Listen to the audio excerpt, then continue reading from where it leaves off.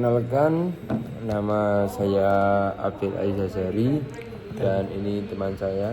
Oke, saya Akmal Tamro Firdaus. Pada acara hari ini mari kita buka dengan Assalamualaikum warahmatullahi wabarakatuh. Waalaikumsalam warahmatullahi wabarakatuh. Pada kesempatan kali ini kita akan membahas ilmu yang sangat penting, yaitu memahami Al-Quran, yaitu asbab an-nuzul. Asbab an-nuzul, kita dari Mari bersama kelompok saya berapa? narasumber dari Saya kelompok 2. kelompok 2, materi ke berapa? Lupa gue sih. 9 kayaknya. ya. Nah, gitu. Oke, terus Pak, mungkin ada pendengar yang baru pertama kali mendengar istilah ini, bisa dijelaskan secara sederhana apa yang dimaksud asbab an-nuzul? Oke, tentu saja ya. Jadi secara bahasa Arab itu asbab an-nuzul adalah sebab-sebab atau alasan, dan an-nuzul itu artinya turun. Jadi asbab an-nuzul itu adalah sebab-sebab atau latar belakang historis kenapa suatu ayat Al-Quran itu diturunkan kepada Allah Subhanahu wa taala kepada Nabi Muhammad SAW. Nah, gitu. Jadi ibarat kita membaca sebuah percakapan, kita harus tahu konteksnya dulu ya. Ya, betul sekali. Jadi kita harus mengetahui konteksnya dulu lah. Jadi Al-Quran itu diturunkan tidak dalam waktu bersamaan yang kita tahu ya. Dia dalam berangsur-angsur selama 23 hari 23 tahun maksudnya. Maaf. Dan ayat-ayat itu turun sebagai responden terhadap peristiwa tertentu, pertanyaan atau kondisi sosial saat itu. Makanya mengetahui sebabnya sangat penting agar tidak salah tangkap. Nah, jadi Lalu bagaimana secara berkembang? Kapan ilmu itu mulai dikumpulkan? Oke, jadi ilmu ini sebenarnya sudah ada sejak zamannya para sahabat Nabi Muhammad SAW. Pertama yang menyaksikan langsung peristiwa turunnya itu wahyu, seperti Abdullah bin Abbas radhiyallahu anhu. Terus namun jika bicara dengan kitab khusus yang sistematis, tokoh sentralnya itu ada dua, yaitu Imam Al-Wahidi dan dengan kitab Asbab An-Nuzulnya Al-Quran, dan kemudian Imam Jalaluddin Al-Suyuti yang menyempurnakan dalam kitab Lahab Al-Nuqul. Nah, bicara soal riwayat, pastinya tidak semua cerita tentang sebab diturunnya Al-Quran itu bisa diterima begitu saja. Apa syarat sebab riwayat asbab an-nuzul itu dianggap sahih? Jadi sangat tepat pertanyaannya dan juga cukup bagus ya Mas Haji. Oh iya. Di sini kita kayaknya podcastnya beda tempat lagi ya Mas Haji. Kita tempat sekarang gitu ya. di SC. Di SD. Di Smart Class Kawarismi ya guys ya. Kawarismi. Nah, jadi para ulama itu sangat ketat dalam hal ini. Kriterianya hampir sama dengan ilmu hadis, yaitu yang pertama ittisal al-sanad atau sambungan rantai periwayatan.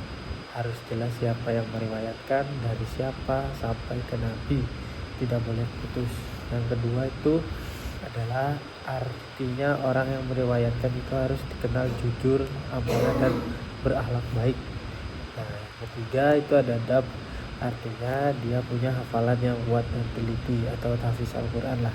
Dan yang terakhir itu kita harus terbebas dari syad atau kejanggalan dan ilat atau cacat tersembunyi. Nah, jadi seperti itu Mas. Oke, mari kita break sebentar. Ya, Oke, kita lanjut nanti. Oke. Iya. Teman, kita lanjut. Mari kita mulai lagi. Ya, sini saya mau bertanya nih ke Mas Ajis. Jadi kan yang tadi kita bicarakan yang tadi, jadi standarnya tinggi sekali. Ada kaidah penting yang lain yang harus kita ketahui itu apa aja Mas Ajis? Ada suatu kaidah emas yang sering disebutkan, yaitu al-ibrah bi umum al-lafz la bi khusus al-sabab. Artinya yang dipegang adalah keumuman kalimatnya, bukan kekhususan sebabnya. Oh jadi gitu ya. Maksudnya tuh bagaimana Mas Ajis? Misalnya suatu ayat turun karena kasus A, tapi karena redaksi ayatnya umum, maka hukum dan maknanya juga tidak terkunci hanya kasus A saja. Itu poin yang sangat penting. Gitu ya. Nah berdasarkan yang kita bahas itu asbab nuzul itu kan dibagi menjadi beberapa jenis. Nah atau kualifikasinya lah, itu bisa dijelaskan nggak, Mas? Oh ya, ada beberapa cara pembagiannya. Pertama, dilihat dari hubungan sebab dan ayatnya.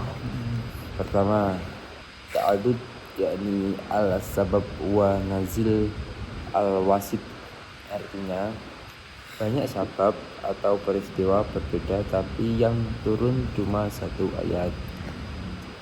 Dua, ta'adud an-nazil wa al-sabab wahid. Artinya cuma satu sebab peristiwa tapi yang turun banyak ayat.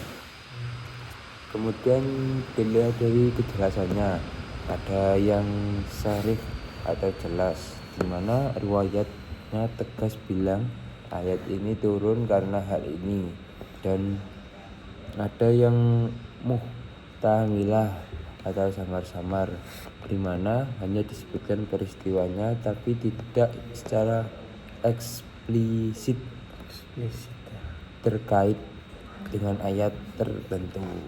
Nah, lalu itu kan bentuk peristiwanya kan sendiri ada berapa macam saja Mas Ajis?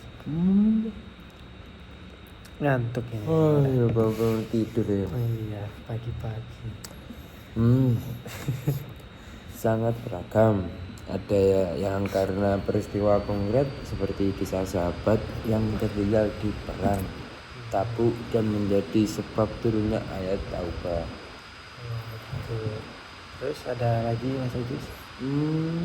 Ada juga karena pernyataan, misalnya orang yang pertama percaya soal ruh, lalu turun surat Al-Isra ayat 85 kalau nggak salah.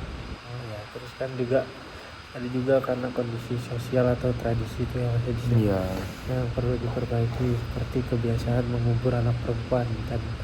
Lalu Ya, Al-Quran melarangnya. zaman dulu kan pada zaman jahiliyah itu perempuan Dianggap dianggap gak ada harganya. iya kayak di Aib. ya jadi wajib dibunuh, dan itulah turunnya Al-Quran sebagai menaikkan derajatnya Derajat perempuan. perempuan. Jadi gitu. Nah itu kalau zaman dulu ya. Kalau zaman sekarang itu gimana Mas Ajis melihat kejadian itu? Kalau zaman sekarang itu banyak yang berkedok doang. Itu jilbaban doang aja. Iya. Tapi oknum aja itu. Tapi Nggak semua perempuan berhijab kayak gitu ya teman. Jadi kita lanjut lagi, terus ada juga bahkan karena ada kondisi psikologi seperti Hat Wahyu sempat terhenti dan Nabi Muhammad tuh merasa sedih ya Mas Ajis ya. Lalu turunlah surat Ad-Duha untuk menghibur hati beliau. Wah, sangat beragam. Pertanyaan selanjutnya, kenapa sih ilmu ini dianggap sangat penting atau urgent untuk dipelajari? Nah, jadi menurut ada beberapa alasan. Yang pertama itu menurut pendapat ulama ya. Yang pertama mencegah kesalahpahaman agar kita tuh tidak menafsirkan ayat terlalu sempit atau terlalu longgar. Jadi kayak tafsirnya ayat itu kan kita nggak boleh juga terlalu kecil, kita harus pahami betul-betul dan banyak kan luas itu.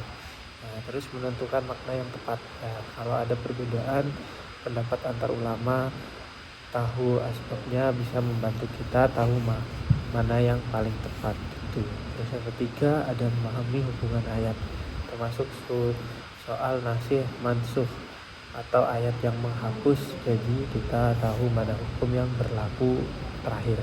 melihat, terus yang keempat itu adalah melihat responsifnya Al-Quran. Kita jadi tahu Al-Quran itu dekat dengan realitas kehidupan, bukan kitab yang lepas dari kenyataan. Oh, jadi gitu ya urgensinya. Iya, jadi itu yang membuat sekarang. Sudah habis ya waktunya. Iya, kayak udah habis ya. Iya. Sudah lama kita Terima kasih sudah mendengar podcast. yang enggak jelas ini tapi insya Allah menambah ilmu yang lebih jelas. Oke. Ya, jadi itu materi sedikit lah tentang asbab nuzul kami dari kelompok Kelompok 2 dua. mengucapkan Terima kasih telah menonton. Saya Ahmad Ahmad Firdaus dengan saya Abdul Aziz dari mohon undur diri. ya, kurang lebihnya kami mohon maaf. Assalamualaikum warahmatullahi wabarakatuh.